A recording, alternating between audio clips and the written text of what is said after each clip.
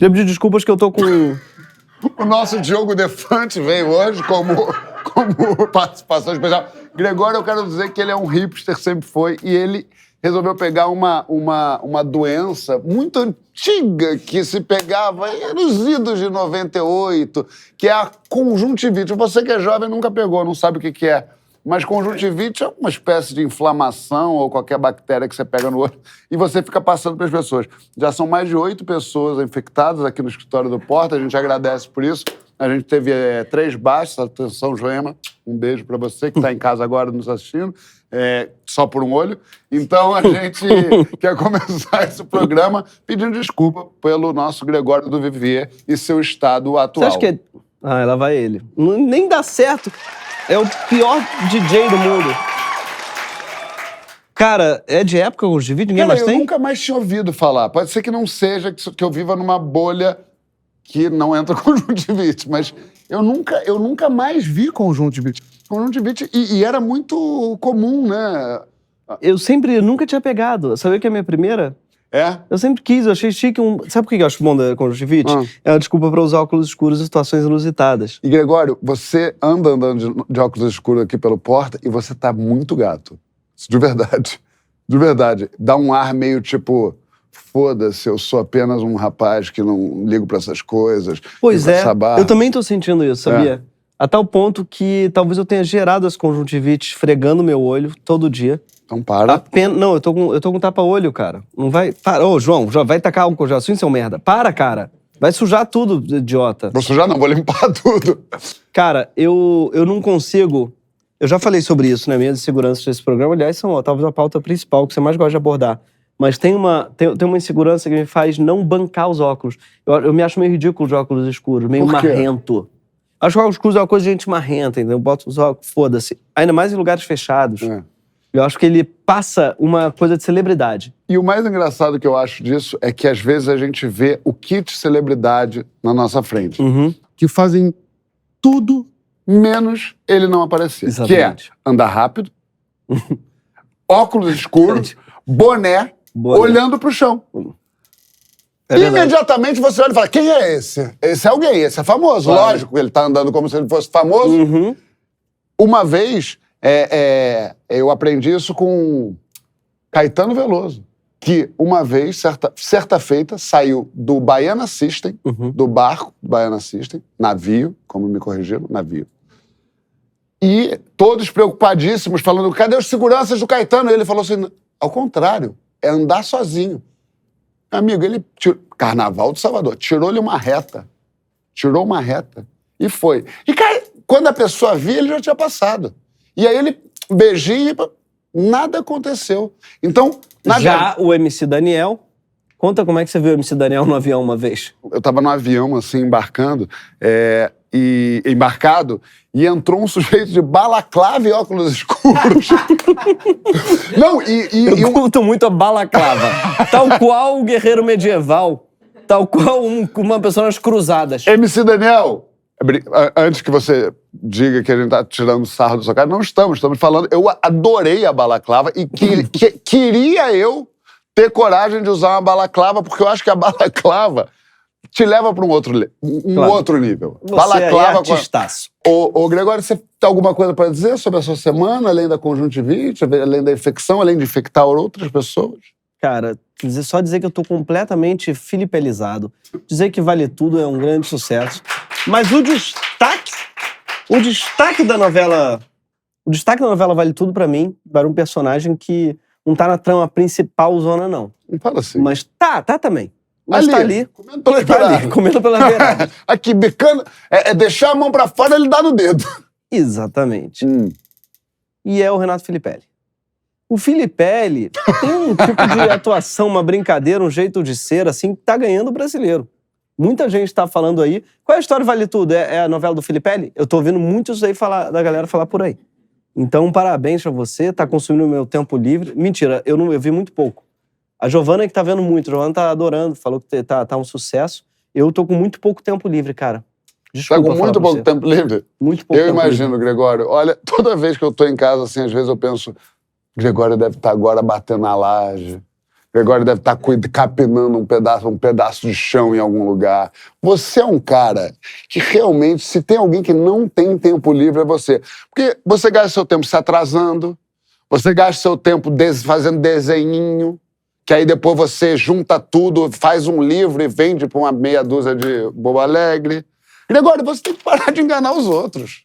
Você tem que parar de enganar. Você tem que parar de fazer coisas tipo um stand-up vestido de Camões. Entendeu? Tá ficando feio. É só porque você tem uma boa dicção que eu não tenho. Se eu tivesse a dicção que você tem, eu tava... Não, tô mais rico que você já. Mas eu tava... Eu não sei o que eu poderia ter que eu não tenho, você tem. Eu tava... Feliz? Quê? Feliz? Amado, com uma família? Hein? Com um domingo preenchido? Com a alegria de viver? Sem precisar tomar remédio pra dormir? Hein? Quer que eu continue? Quero. Quer? Quero. Sem varar madrugada mandando foguinho? Sem ficar mandando poema pra modelos que gostam de poesia? Esse é o hobby do João. Eu amei. O hobby do João, o tempo livre dele, é basicamente ocupado em ler poesia escrita por modelos. E escrever poesia para modelos que gostam de poesia. Coisas como, por exemplo, um poema que ele escreveu outro dia, tá? Não escreveu, deu um print, mandou para várias mulheres e mandou: isso aqui não é muito forte? E era assim, mulheres, título. E embaixo estava escrito: esse é o poema. Ele gostou, deu print e toma-lhe. Tem uns stories do João que é pra matar 7 ao mesmo tempo. Sabe o que me acalma? É que, graças a Deus, ninguém recebeu isso de mim. Então, não... Porque se tivesse recebido, ia ser a tristeza. Ia ser a tragédia. Tipo, é? Caraca, esse poema me impactou. Mulheres. Esse é o poema. Eu menti que ele mandou isso, tá? Ele mostrou como algo ridículo. Quem será que teve essa ideia? E o que será... Sabe quem poderia ter tido essa ideia? Matheus Monk. Matheus Monk, nosso diretor. Matheus Monk é um homem desconstruído. É um homem desconstruído. É um homem que tem uns 4 ou 5 bonés do MST, um de cada cor. É um homem que só usa camisas que dizem Deus é mulher. Exatamente. Com deusa me deito, com deusa me levanto, pela graça da deusa e da Espírita Santa. Amém. Ele só fala pelo amor da deusa. Ele é aquele que jamais falou pelo amor de Deus. Ele é um cara que usa atravessar muito tempo, muitas vezes. Afetos. Não. Ele chama a mulher que ele tá pegando de afeto. Ela é um afeto meu. É um afeto meu. Tem isso? Cara, que raiva que eu tenho do mau uso da palavra afeto. E outro dia teve uma coisa que eu falei uma vez assim, numa pessoa que falava muito afeto, e eu falei assim, não, porque não sei o que é dos maus afetos. Quando eu falei os maus afetos, ela fez assim, ó. Ela não entendeu que afeto... Isso que é interessante. Afeto é bom ou ruim? Que afeto é tudo afetar. Que te afeta. Não é uma coisa, não é carinho. Eu acho que as pessoas usam afeto por carinho. Obrigado pelo afeto. É isso. É um sinônimo afeto de carinho. Afeto virou um carinho, mas gourmetização do carinho é o afeto. Gourmetização do carinho. Não, e sabe o que é também? A gente tem um problema... A gente vem falando de gourmetização. Já teve a do pistache, já teve a do carinho. É isso. O afeto é o pistache dos sentimentos. O afeto é o pistache dos sentimentos. Porque também tem um lugar que é o seguinte, a pessoa tem um problema na categoria, sobretudo jovem, é muito cafona falar esposo, isso daí eu concordo, eu não falo esposa, é uma palavra que acho que casamento termina quando você chama sua mulher de esposa e você vira um esposo, aí imediatamente vira uma peidar na frente, vira uma... Esposa é mais grave do que esposa. Esposo é pior do que esposa? Eu acho. Porque tem um marido. Entendeu? Como tem marido, falar esposo é forte. Agora, como não tem marida... Aliás, tá aí uma coisa que me irrita. Amigas que falam pra outra, ela é minha marida. Ela é minha marida. Me irrita quase tanto quanto namorido. Namorido também bate. Esse namorado são namoridos. É o almojanta do amor. Exatamente. Que tá, pra mim, na mesma classe de palavras que o bebemorar. Bebemorar. Porque existe um processo de formação de palavras, João. Sou formado em letras, né? Que os americanos chamam de portmanteau. De quê? Portmanteau. Portmanteau. Portmanteau é uma palavra do francês que os americanos trouxeram. Portmanteau é porta-casacos. Perdão. Tem essa maneira de fazer palavras em inglês, que é você juntar 2 palavras, tipo brunch. Eles adoram.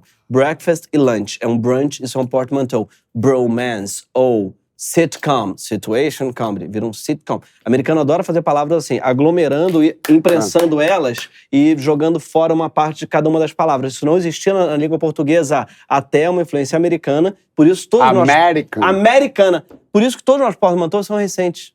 Por isso que é há pouco tempo que surgiu o namorido ou bebê. Vamos beber morar? Ah! Isso é um anglicismo, não existe na língua portuguesa e agora tem cada vez mais coisas do tipo empadovo. Não sei se vocês viram que agora na Páscoa... Agora na Páscoa, João, tá rolando a vibe dessa Páscoa agora é o empadovo. Calma, é o ovo de empadão. Não faça isso. É verdade. Não. Calma, vai lá. Busca na internet, você não acredita em mim? Não acredito, eu quero que você fale sobre isso. O empadovo, João, é um empadão sem quina, porque ele é em formato oval. Você fez assim no momento que me deu uma impressão horrível. Você quer ver meu empadovo? Caralho. Que não era o formato oval. Não foi isso, não. Eu cocei minha parte interna da coxa apenas. Olha o empadovo aí. Olha aí, é disso que eu tô falando. Isso daí é um empadovo, tá? Ele é sempre um semicírculo, por motivos óbvios, né? É difícil você fazer uma arquitetura de massa podre. Aliás, chama massa podre, tá? A massa do empadão. Tá, a gente sabe, Ana Maria. Mesmo que não seja podre. E aí, aliás, a Ana Maria foi outro dia uma mulher ensinar a fazer empadovo. De tal forma... Foi? De tal forma isso é porque ele não tem tempo pra nada. Ele vê a Ana Maria fazendo empadovo. Tá certo, Gregório. Eu fiquei meio obcecado com o empadovo. Porque eu tava num táxi que eu vi um anúncio atrás do táxi que dizia mais ou menos assim. Eu tava num táxi e vi um anúncio. Quantos anos você tem? 89? E aquele Botafogo de 58 que era time. Atrás, sabe quando o taxista bota um anúnciozinho impresso ali, plastificado? Sei. Depois eu descobri que era da filha dele. Ele me falou. E tinha lá assim, aliás, vou botar o link aqui, mandar pra botar aqui pra vocês contratarem ela pra essa Páscoa aí, porque parece maravilhosa. Só que o anúncio dela era muito passivo-agressivo, porque era assim, ó. Cansado de comprar o ovo todo quebrado na Americanas? Eita. Começava assim. Como se fosse, eu não sei se é um problema real. É um problema real. Cansada de comprar? Então venha comigo, faço ovos de todo tipo, inclusive o famoso empadovo, especialidade e tal. Ou então vai lá comprar seu ovo todo escangalhado, se você preferir. Tinha uma cotovelada assim. Engraçado, eu já comprei várias vezes ovo nas Americanas e nunca tive problema. Isso eu quero deixar claro aqui. Eles são magnificamente estocados. Quer mesmo ficar fazendo... Não. Só tô falando que não aconteceu comigo. Agora, o que come, Gregório? O coelhinho da Páscoa, que bota um ovo de massa podre. Eu só queria saber. Bom, o coelhinho que bota ovo. Vamos começar no coelhinho que bota ovo. Mas o que comeu esse coelhinho que ele botou um empadovo? Ele comeu um frango, com certeza. Isso, com certeza. Que o coelhinho foi na granja, eu não tenho dúvida. Não passar o empadovo do cu dele. Mas a massa, eu não sei como ele conseguiu produzir ela. Mas sabemos porque é podre. Mas depois eu fiquei pensando assim, será que isso aí não é um certo elitismo da minha parte? Um elitismo culinário? Porque criticar o empadovo? Não. Porque eu adoro empadão. É um empadão sem quina. Não. É um empadão num formato, talvez... Não. Isso é uma coisa que também eu acho que tá errado no mundo, que é tipo... Bife de melancia. Filé de melancia. Churrasco. Se é bife, não é de melancia. É bife, é de carne. Você pode ter ali um tananã de melancia. A Páscoa, você é convencionado que é ovo de chocolate. Você quer vender empadovo? Vai no dia seguinte. É convencionado por quem? Desde quando? Até quando? Pelos americanos. Então, é isso que eu tô dizendo.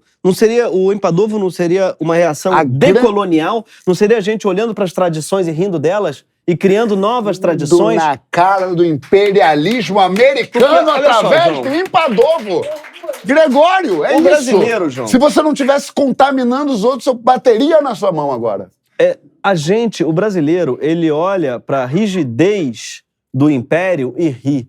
Então o italiano vai falar que, na verdade... O verdadeiro bolonhesa não leva parmesão e jamais levaria coentro. O brasileiro vai pegar o bolonhesa, irmão, e vai jogar por cima do sushi. Foda-se. Calma. E isso vai falar assim, mas isso calma, é um que aí você tá se metendo com isso os daí, japoneses. por exemplo, é um sushi de ovo então, sushi. Mas aí também calma. Tá?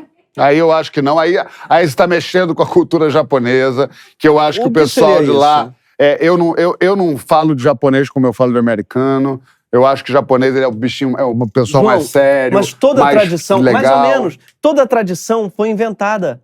E muitas delas... Gregório? É. Como assim? É porque a gente trata, às Achei que vezes, você nascia a tradição com drive daí. do império como algo que é inata e as tradições da colônia como algo que não é legítimo. Entende o que eu quero dizer? Entendo. Só que o ovo... Sabe quando foi que o japonês começou a fazer sushi de salmão? No Brasil. Não. Quando é que o japonês começou a fazer sushi de salmão? Século XV? Não. Anos 90. É mesmo? O japonês não gostava de salmão. Salmão não era um negócio que ele comia cru, não. Não, inclusive... Quem começou a fazer salmão cru foram os nórdicos. E os japoneses imitaram uma tradição inventada na Escandinávia. E a gente acha que é... porque o japonês com sushi é... Nada. As tradições são inventadas o tempo todo. Não, os restaurantes japoneses tradicionais que a gente tem no Brasil não tem salmão. Os brabo, japonês, ali não tem. Então, a tradição japonesa se mantém. Não se mantém. Você lave o seu olho para falar da tradição japonesa, tá? Porque... As tradições, elas são o tempo todo corrompidas. E mudam cotidianamente. E a própria ideia de um ovo de chocolate foi uma tradição que, quando surgiu, foi ridícula, patética. Eles falaram assim, quem que deu nesse seu Fritz, ou sei lá qual é o nome dele, sei lá onde é que foi, que inventou... Seu Fritz? Eu imaginei um alemão, não sei porquê. Inventando a Páscoa? Não a Páscoa, o ovo de Páscoa. O seu Fritz inventou o ovo? Eu achei. Como assim? Por quê? Me imaginei. leva pra esse lugar. Eu vou te falar. Seu Fritz é um sujeito que não entende muito de biologia, pra começar. Perfeito. Porque acha que coelho põe ovo. Coelho põe ovo. E ele tinha muito chocolate de sobra. E tava também muito corrido. Né? Cheio de papel na mesa do seu Aí, porra, Páscoa chegando, o que eu vou desovar esse chocolate todo aqui? Não. Ele tinha ali um... Não, vai. É isso. Aí ele tinha ali um... Mas o que era? Mas Páscoa era uma data religiosa comemorativa. Não tinha nenhuma relação. Nem com coelho, nem com chocolate. Nem com ovo. Caralho. São 3 tradições que ele resolveu... Perfeito. Não tá. E fez com bastante competência. Com certeza. Assim, eu acho que hoje em dia um ovo numa Páscoa, né? Você falou uma coisa que eu achei um pouquinho fascista. Peraí. Que foi assim, ou é sashimi, ou é melancia, churrasco de melancia não existe. Gregório. Esse tipo de especismo alimentar, que visa separar ou é sashimi, ou é... impediria coisas deliciosas na vida, como o salame de chocolate. Como o beijo grego. Desculpa, você tá falando de comida. Não, é porque você falou, eu me empolguei, que eu tinha pensado de ontem. Mas você tem razão. É a mesma pessoa que falou, se é beijo na boca. Não. Se é... Por que não beijo o meu cu? Se é cu... Por que você beija cu? Perguntei eu pra Gregório, há 12 anos a gente ficou amigo. Entende o que eu quero dizer? Entendo. Esse tipo de fascismo alimentar é uma coisa que existe muito. E o brasileiro, que é o inventor do... Não diz muito sobre o Brasil, que o brasileiro... Eu gosto muito que você começa muitas frases com ou brasileiro ou o americano. O brasileiro, João, o brasileiro, ele é o inventor do restaurante Aquilo. Não sei se vocês sabem disso. Se não é o inventor, certamente ele é o popularizador. Sem dúvida. A gente gosta muito de 1 quilo. A gente... Você não gosta tanto. Eu adoro 1 quilo. Porque o quilo, ele te dá a liberdade pra criar. Todo mundo é um artista no quilo. Fazer um prato que você vai criar pensando em cores, pensando em sabores, botando... E não tem julgamento no quilo. Nunca na vida. É uma coisa da ética do quilo, que a pessoa que trabalha na caixa do quilo, ela é quase um psicanalista. Não vai julgar. A pessoa do quilo nunca vai olhar pro seu prato e falar assim, o senhor tem certeza? Acho que talvez. Eu sou um cara criativo no quilo. Nunca tomei um tem certeza. Não? Nunca. E já foi. Eu gosto muito, por exemplo, estrogonofe. Eu gosto de estrogonofe com feijão, não tem o menor problema em botar um feijão de um lado, com estrogonofe, com a farofa, eu gosto de botar ela por cima da salada. Eu também. Então pronto. Eu gosto muito de salada com farofa. Então. Salpica dá uma crocância, não dá? Perfeito. Aliás, a farofa vai bem com quase tudo. A farofa vai bem com quase tudo. Inclusive, é lógico, o coelho foi comer o frango. Com farofa. Com farofa. Ao Deu o cagar quê? no empadovo. O empadovo. A gente descobriu. Gregório, a gente tá resolvendo tantos problemas da humanidade agora. Eu não resolvi ainda o sashimovo, que é aquele ovo de sushi que mostraram. Aquele ali eu ainda não entendi direito. Um movimento social que foi muito gratamente impedido que se fez presente na televisão nos anos 90 foi o sushi erótico, que também é uma invenção que eu queria muito saber quem foi. Talvez seja o mesmo inventor do Empadovo, porque ele pensou, quais das coisas que eu mais gosto? Mulher e sushi. E se eu botar um em cima do outro? Pois é. Aí... Primeiro ele tentou botar a mulher por cima do sushi. Aí não deu muito certo. Amassou ficou um negócio nojento. Ele tentou o contrário. Aí ele conseguiu emplacar um Faustão. Aí o Faustão falou, caralho, irado. Nos anos 90 era muito grosseiro, né? Era uma loucura. E eu lembro de ver isso. Que loucura, mas eu queria muito saber. O cara que inventou o sushi erótico é um perverso, um homem machista, diria. Um misógino. Agora, imagina essa mente brilhante trabalhando pro bem. Ele curaria conjuntivite com certeza. Conjuntivite era pra ele. Eu não vejo ele como mente brilhante, não. João. Não. Ele é não é brilhante. É sem limites. Ou seja, uma mente sem limites pode ser usada pro mal, como ele usou pra fazer o sushi erótico, mas eu acho que ele é uma cabeça ousada o suficiente. Pode ser. Para inventar soluções. Olha isso. Oscar Magrini, é isso? Márcio Garcia. E quem é Oscar Magrini? E Matheus Rocha, que ele não sabe quem é, no Faustão. Em 97. Em 97. Que horror essa cena. Não é que eu tô sendo feminista, não, gente, mas é muito feia a cena. Muito. Muito feia a cena. Eu acho que a gente tem uma coisa a ser valorizada, mas que ao mesmo tempo me dá aflição, porque eu acho que a gente leva isso longe demais. O quê? O caos... Eita. Confirmou. O caos criativo do brasileiro. Sabe? Em que tudo é permitido. Deus morreu, você acha bom? E tudo é permitido. Você acha bom às vezes me dá aflição. O Empadovo me deu vertigem. Entendeu? É isso que eu tô falando. Só um povo com essa liberdade conseguiria criar o Empadovo. Mas também só um povo com essa criatividade conseguiria fazer, por exemplo... Não sei exemplificar nada agora, não me ocorre nada. É porque assim, a casa do Gustavo Lima. A casa do Gustavo Lima... Caralho! Ela não é uma coisa que eu acho que é fruto da criatividade do brasileiro que não tem limites, não. Acho que é o contrário disso. É uma coisa fruto da criatividade grega. Exatamente, uma coisa querendo imitar um negócio grego, misturar o famoso estilo greco-goiano, que não tem nada de justamente original, de criativo. Não acho que aquilo seja brasileiro, entendeu? Não. Só o brasileiro foi capaz de inventar a melancia de pedaço na praia? Isso é uma delícia. Que é uma delícia. O ovo cortadinho. Como é que é o seu prato no restaurante Aquilo? Quando você é obrigado aí pelos funcionários da sua empresa? Meu prato no restaurante Aquilo é o seguinte. Muito, assim, feliz de você ter perguntado isso. É uma coisa que eu sempre quis falar. Meu prato do restaurante Aquilo é o seguinte. Base de folha. Aí eu venho colocando as coisas. Tipo, se tiver uma quinoazinha, vem. Se tiver um cuscuz, vem. Se tiver uma saladinha de feijão, vem. Aí eu faço ali uma espécie de salada sustante. Existe sustante, Gregório? Não. Não. Tá. Salada com substância. E aí, grelhadoto, o que tiver menos chance de errar. Peito de frango, odeio. Sou mais da sobrecoxa. Sou mais da nossa coxa. Cara, olha o ambiente hostil. Se eu fosse, por acaso, uma mulher, eu agora tava na cadeia. E por ser homem, pode? Se você fosse uma mulher, eu ia achar que você tava com um buço muito pronunciado. E calva. E bastante cadeiruda. Agora eu vou gerar uma dúvida aqui. Pode passar a mão na coxa de homem? Pode. Seu amigo? Pode? Eu tô falando sério. Claro. Kevin Spacey? Ué, não, pode? Pode? Não tem relação de poder aqui? Quer dizer, tem. Verdade, desculpa. Você é bem mais forte que eu. Eu posso muito bem estar me sentindo constrangido a achar graça. Porque senão você vai me bater. Mas se você levar esse processo... Será que é mais forte que eu? Se você levar esse processo pra justiça, eu vou botar um print que eu separei hoje. Por favor. O Campeonato Brasileiro de 1998 de Jiu-Jitsu.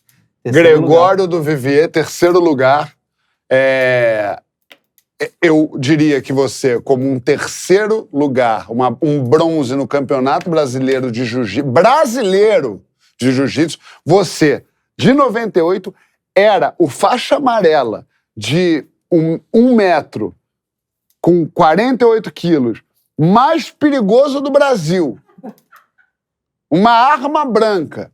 Como esse homem poderia ir em qualquer lugar, qualquer tempo, ser oprimido por um bosta como eu? Se Você eu foi alguma botasse coisa a em algum mão campeonato de jiu-jitsu? É Já isso foi que eu tô algo? dizendo. Nada. Nada. Nada. Por isso que eu tô... Nem de boxe? Não. Nada, não tem uma medalhinha. Eu vou trazer a minha medalha aqui. Pra quem tá se perguntando, isso é verdade, tá bom, gente? Tava lá, só que não é verdade que tá errado aí embaixo o Gávea Gracie. Barra. Barra Gracie, não. Era do Zé Leão Teixeira. Um abraço pro Zé, meu mestre. Representando Leão Teixeira. Era o Zé mesmo? Era o dono? É. Ah, é? Zé Leão Teixeira, conhece? Não, eu sei da academia, mas não sabia que você era aluno dele. Claro! Não, Zé, não. Eu grande conheço mestre. a Academia Leão Teixeira. Não só ele, também o Orelha, também o Soneca. Muita gente. O Praga de Mãe, E eles... o Rabo de Arraia. Tive muitas aulas com eles e, de fato, fui terceiro. Eu trouxe o bronze pra casa. Inclusive, lutando contra Gracies. Contra a Gracie. Eu lutei contra a Kiron Gracie, tá aí. Lutei contra... Olha, eu consegui o amarelo. Foi bonito pra caramba, viu? Quando eu cheguei na... Eu trouxe o bronze pra Gávea. Eu chegando na Gávea... na Rua dos Oitis ali. Quem conhece sabe do que eu tô falando. Rua dos Acácias. Peguei as Acácias, virei nos Oitis. Cheguei nos Oitis com a minha medalha. Caralho, a rua parou. É. E toda da lá Oscar, que é o balé ali onde eu fazia jiu-jitsu. Eu fazia jiu-jitsu, sim. O Zé Leão... A academia é dentro da Lau, dentro do balé. A minha irmã Começou a Bárbara fazia fazer balé, sentido tudo. e eu fazia o jiu-jitsu ali. Quando eu entrei na Dalau, foi um tal de... É isso, conquistei e sim. Isso é pra vocês me respeitarem, tá bom? 4. 4. Seu lugar empatou ali. Olha, eu vou ser sincero, eu não vou mentir pra vocês, não. Eu não precisaria mentir. Porque ninguém saberia, não tem os outros participantes aí. Mas a verdade é que éramos 5 nessa categoria. Tinha um só que não tava aí. Mas isso não significa... Enfim, eu tô falando de Brasil todo, tá? Isso aí foi... Talvez não esteja claro. É o Campeonato Brasileiro de Jiu-Jitsu de 1998. Brasileiro. E você pode ter certeza que todas as mães de faixas amarelas de 8 anos do Brasil inteiro levaram todos os seus filhos pra lá pra competir por essa categoria. Levaram. Com certeza. Tinha muita gente. Muita gente, imagino. É engraçado você ter trazido isso, porque eu nunca traria. Foi algo que é bonito vocês me lembrarem que eu sou vitorioso. Que você é uma lenda do esporte, de certa forma. Eu sou. Aqui nesse estúdio não tem nenhum campeão brasileiro de jiu-jitsu. Quer dizer, por isso nenhum que eu quero que mesmo. eu quero que você me cumprimente com os, assim, ó. Os. Não é mais oi, Greg, não é opa, não é olá, é os. Mas desculpa, assim? Não é assim, não? Não. É assim? Não, é os. É assim? Os. Mestre, deixa eu te ensinar um pouco sobre jiu-jitsu. Lá no Gávea Gracie era assim que era... Mas se você for... Gávea Gracie não, Zé Leão. Se você for brabo mesmo do jiu-jitsu, você diga ossa. Ossa? Que aí você mostra mais intimidade. Mas diz uma coisa, você falando de porrada, você já foi bastante porradeiro, né? Nunca, medalha mesmo tu não ganhou. Mas tu batia uma porrada. O que pra mim era profissão, pra você era brincadeira, né? Eu já ganhei alguns cinturões ali no Baixo Gávea. Tu já ganhou porrada no Baixo Gávea? Já saí na porrada no CEP 20 mil. É mesmo? CEP, pra quem não sabe, é o Centro de Experimentação Poética. Era um lugar de poesia, de sarau de poesia, que a gente ia, o João ia e eu também, em outra época, a gente não se frequentou ao mesmo tempo. Um lugar onde as pessoas iam falar poemas. E o João conseguiu a proeza de comprar porrada num sarau, é isso? Não, te conto. Foi uma história incrível. A gente saiu e tinha uns playboy maluco agarrando as meninas, bêbados, não sei o quê. Aí fui eu, Erickson Pires. Falecido Erickson, que era jiu-jiteiro. Que era faixa preta de jiu-jitsu. E mais alguém, não lembro quem era. Melamed, a gente brigou, talvez a gente brigou com uns 8 caras sozinhos. Foi horrível. Mas porque eles estavam lá, eles, sei lá, era um grupo de playboy lá que queriam bater em poeta de alguma forma. Mas eu não... E eu entendo eles hoje em dia. Eu não julgo. Eu hoje em dia talvez estivesse até ali do outro lado dele. Mas vem cá. Olha aí o esse daí é o João no CEP 20 mil falando poesia? Cara, João, é você mesmo ali? Uma faixa na cabeça? Isso. Tu usava uma faixa, uma... Sabe, eu e Vitor Paiva... Parece que tu tomou uma cadeirada, alguma coisa, você tá enfaixado. Sabe o que era? Eu era pela-saco do Peju. Era Peju. Era um cara que tocava com o Erickson no Apax, que era uma banda que tinha... Era um cara modelo, bonitão, assim, meio foda-se, tinha um cabelo grande. Aí eu deixei esse cabelo grande e usava essa faixa que nada mais era do que mangas de camisetas que eu cortava e usava como faixa do cabelo. Nessa época, sabe quem também usava muita faixa? Marisa Monte. Tá, então você resolveu, eu vou me vestir igual a Marisa Monte. Eu vou cortar uma faixa de camiseta e botar na cabeça. E qual poema você tava falando aí, você acha? Eu não lembro de nenhum poema meu, mas tinha... Que tipo, assim? Tinha um que era muito constrangedor, que era É esse que eu quero. Era a imagem do poema, era eu vendendo amor numa feira. Fala, faz pra Não gente. sei falar, não sei dizer. Não Quem sei quer mesmo. amor? Não, a dona? Não, assim? era aqui... Olha, amor fresquinho. Era assim? por aí. O meu amor é mais barato que o dele. Talvez você leve um amor amassado, mas eu fui colher amor hoje cedo. Tipo, as coisas assim, era bem difícil. Era. E você, então, era muito pra pegar mulher? Pode ser sincero. Não, óbvio que não. Era pra expressar o que eu tenho dentro de Não, mim. fala sério. Sério? Fala Não. sério. Não. Eu não digo isso criminalmente, assim, porque eu acho que poesia... Eu mesmo acho que comecei a escrever ali não pra pegar mulher, mas pra agradar... Eu tava apaixonado, queria agradar alguém. Eu tenho uma imagem... Falando sério, eu tenho uma imagem que vocês ajudam muito a perpetuar de uma pessoa que viveu a vida inteira para fazer coisas, desenvolver habilidades para chegar ao sexo.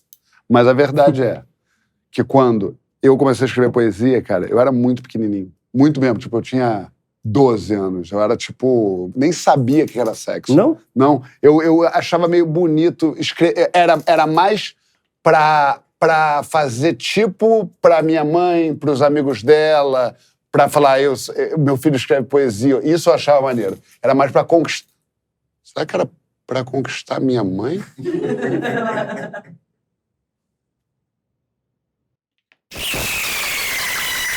Bom, João, eu acho... Vamos encerrar com essa frase e a gente conversa de novo semana que vem. Eu acho que esse programa podia ser lacaniano. O que significa isso? Lacan era um discípulo de Freud que acreditava que tinha o corte lacaniano, ou seja, você tem que terminar a sessão no momento que a pessoa fala uma coisa muito forte do tipo, será que escrever poesia para conquistar ninguém? Esse é o momento que o lacaniano cortaria. Fala, a gente se vê semana que vem. Eu tenho uma analista lacaniana, isso é um problema, porque eu, em geral, evito falar uma coisa muito forte no começo da sessão. Porque eu sei que ela pode terminar. Então eu fico guardando, eu vou falar isso aqui agora, não sou doido. Eu vou gastar, porque custa igual a sessão com 5 minutos, tá bom? Não custa mais barato, não. Então eu evito falar uma coisa que eu sei que ela pode cortar.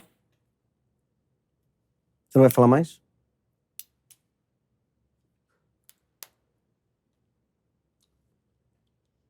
Vai falar como?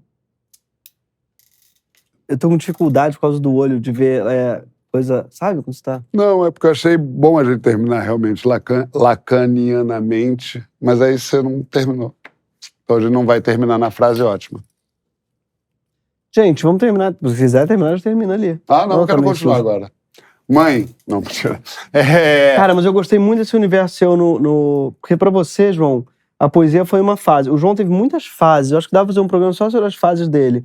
Eu, se fosse biógrafo... O biógrafo do João vai ter um trabalho maravilhoso de falar com todos os espectros da sociedade brasileira.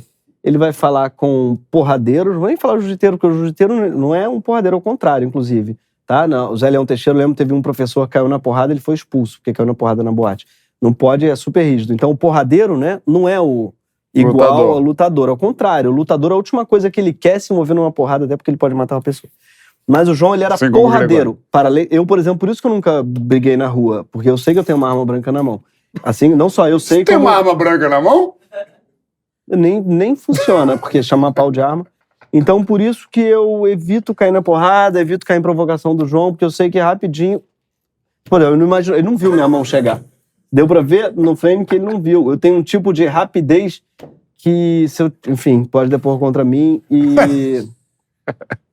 E fica a dica pra você, quem quiser me importunar na rua, coisa assim. Você esqueceu o que você estava falando, né? Claramente. Eu esqueci. Mas, dito isso, o João teve vidas. muitas 1000 vidas. Ele já foi porradeiro, mas porradeiro mesmo. Porradeiro de quebrar cadeira na porra do bar. Ele marcava a porrada. Mas isso é muito novo. Muito novo. teve fase publicitário. Foi mais gordinho, foi morar em São Paulo. Não, essa parte não era gordinho, não. Gordinho era antes. Mas publicitário, sim. João, época que eu te conheci, que você era publicitário, 2012, você estava gordinho, sim. Não, sim, mas engordou de novo. Engordei de novo. Fase modelo, darkzeira, com pintar olho de cajal e se vestir de forma meio andrógena, com sarong. Olha isso, assim, eu não sei...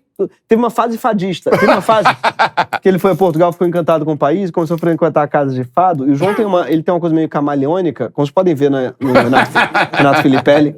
Ele, durante uma época... E aí, quando viu, ele tava... Não é que ele tava meses em Portugal, não. Ele ficou lá uma semaninha a mais que eu. E aí, quando eu fui lá visitar, ele tava lá uma semana já, indo a fado todo dia. E tratando a Maria da Fé, que é uma fadista, falou, Gregório, sem conhecer ela, é uma espécie de mãe pra mim. Ele falou essa frase. E abraçava ela. Namorava assim, uma fadista. E mandava as pessoas calarem... Namorou uma fadista, claro. Sempre no pacote vai ter um afeto. E ele, no fado, na casa do senhor Vinho, nunca... Senhor Uva. Senhor Vinho. Ele mandava as pessoas calarem a boca como o dono da casa. Porque... E usava umas expressões do fado, tipo a boca linda. Mas fala assim. Que o pessoal do fado fala isso. Silêncio, vai se ouvir o fado. Ele quieto, mandava todo mundo calar a boca. Ele virou uma espécie de rei do fado ali, da casa do fado. Olha, ouve bem a guitarra portuguesa do Danilo, aqueles Danilo, Ângelo. do Ângelo. Ouve a guitarra portuguesa do Ângelo, que agora ele vai tocar. Sabe, ele sabia os nomes dos guitarristas. Beijo na testa de Ricardo Ribeiro. Beijo na testa, fazia assim. O maior fadista do mundo. Então, ele virou esse pela-saco do fado. Pela-saco não. Aí uma hora ele... integrante dessa família. Ele é meio um Zelig, pra quem pegar Ref, era um filme do Woody Allen, que é um cara que ele vai se transformando na pessoa em quem ele tá na frente. E você tem essa característica, né? Você teve muitas vidas. Porque você tá do meu lado, você ficou baixinho. Explicando piadas. E por isso que você, nesse programa, acha ele engraçado. Que ele tá ao meu lado. Dito isso, eu queria fazer aqui uma ode a esse amigo. A gente se zoa muito, mas dizer que é um prazer estar testemunhando as tantas vidas de João Vicente. E posso confessar uma coisa pra vocês? Eu amo cada uma delas. Cada uma delas. Porque todas elas, ele muda muito, mas é sempre íntegro, é sempre generoso, é sempre engraçado, divertido, gente boa. Leve. J de jovem, O de homem, A de amigo, O de omisso, V de viril, I de íntegro, C de cachorro, não. De caverna, não. Caverna, não. C de cavalheiro, E de espetacular, emocionante, N de naivio, N de nair, nítido, T de truculento, que às vezes ele é um pouquinho só, e E de engraçado, que é o que ele é pra mim antes de tudo. G de genuíno. Ai, não, ele não sabe escrever direito, vai ser um problema. R de romântico, E de especial, G de gracioso, O de ostentador, R de rinoplastia. Não fiz. I de imenso e O de oftalmologia. Que é uma coisa que eu preciso fazer. Obrigado, gente. Obrigado, esse foi o Não Importa, rapaziada. Senhoras e senhores, chegamos.